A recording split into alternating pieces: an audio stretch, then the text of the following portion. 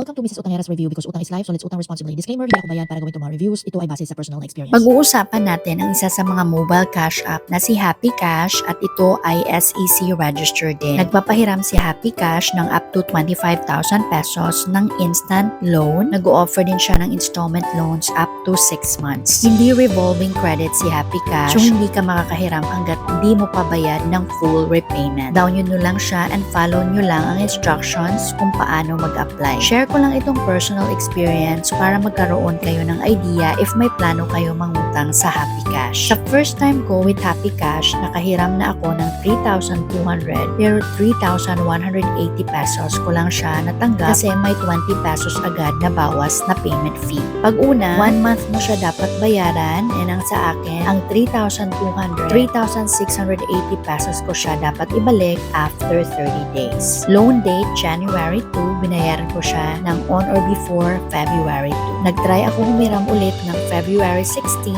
and naka-offer na ng 6 terms sa second loan. Nakalagay na dito, your loan term has recently adjusted. Same amount pa din, 3,200 minus 20 pesos and then magiging 845 per month ko siya dapat bayaran for 6 months. May option na siya kung ano ang kaya mo sa terms. Papakita na ang repayment plan mo, malinaw naman ang babayaran kada buwan. Pindot mo lang ang Get Cash Now. Click Agree to Service and Loan Agreement. Tapos magpapadala ng loan verification code, i-enter mo lang siya. Ayan, under review na, loan assessment na 20 seconds lang. And ito na nga, may loan rejected notification agad-agad. And pwede ka mag-reapply ulit after mga ilang araw, ilalagay naman nila kung kailan. Sorry, better luck next time. Hindi ko alam kung ano ang basihan nila kasi kahit nagbayad ka pa before due date, ito na nga, hindi ako na-approve. So nag-check ako ulit and may pagganito na naman ang system ng Happy Cash. O diba, lock-in offer, withdraw now. Same pa din process and loan amount and everything. Loan verification code. Pag may lumabas sa baba na you can apply for a loan after sa petsa na nakalagay dyan, huwag na kayo tumuloy kasi automatic loan rejected na naman. Kahit may pabungad pa sa system. So medyo magulo, diba? Okay, so after February 24 na lang, so naisipan ko mag-try naman ng February 26. This time, pinili ko ang babayaran ko na siya ng for 1 month. So after 30 days, para sure ma-approve, diba? Kasi baka ayaw naman yan ng matagalan na bayaran. If nalito kayo, ang 1 month times 1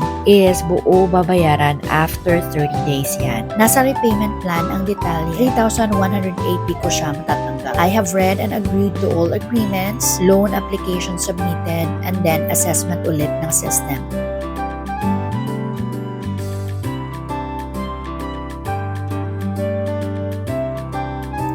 Ayan na naman tayo, hindi pa natapos ang 20 seconds, may loan rejected notification na ulit. Kailan ba talaga pwede? Try ulit tayo, March 8 na, after 1 month mahigit ko na natapos bayaran yung una kong loan, palagi akong rejected for reloan. Same process ulit tayo, and papakita ko lang ha, si Happy Cash, dalawa lang pwede ma-withdraw ang nahiram mo sa kanya. It's either GCash or PayMaya, ikaw na bahala. Same repayment plan, bayad every 30 days for 6 months, submit ng application. Nakakapagod din umasa, diba? March 8 na loan rejected pa din. Imagine, ano ba talaga, ayaw talaga ni Happy Cash sa akin, chart. Ayan, available to borrow after March 17. Anong petsa na? Ayaw niya talaga, maski good payer ka, KFC system sa'yo. Sabi ko, pang last try ko na, hindi ko na talaga inantay ang after March 17.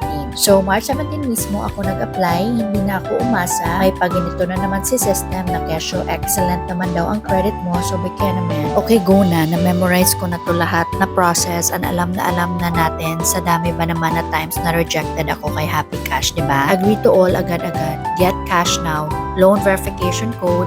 Under review na tayo. And wow, after 48 years, charot, nakapasa din sa loan assessment si Mrs. Utangera and loan disbursed na agad-agad. Congratulations! Hindi ko na siya in-expect kasi ang sabi pwede ako mag-apply after March 17. Sa mismong March 17 ako nag-apply, di ba?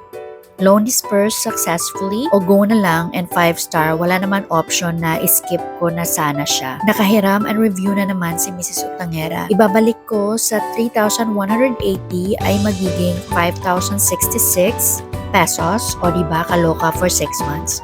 845 pesos every month. Disclaimer ulit tayo, utang responsibly. Alam nyo na yan ha, kumbaga kung ano ang kaya ninyo bayaran.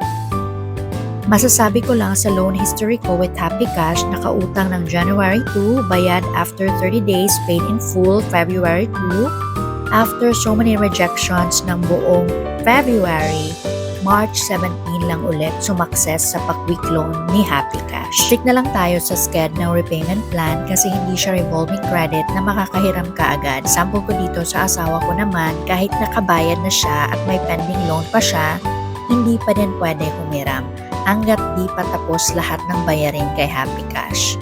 Yun lang. Please follow nyo si Mrs. Utangera's review. Comment if may tanong kayo. Thank you.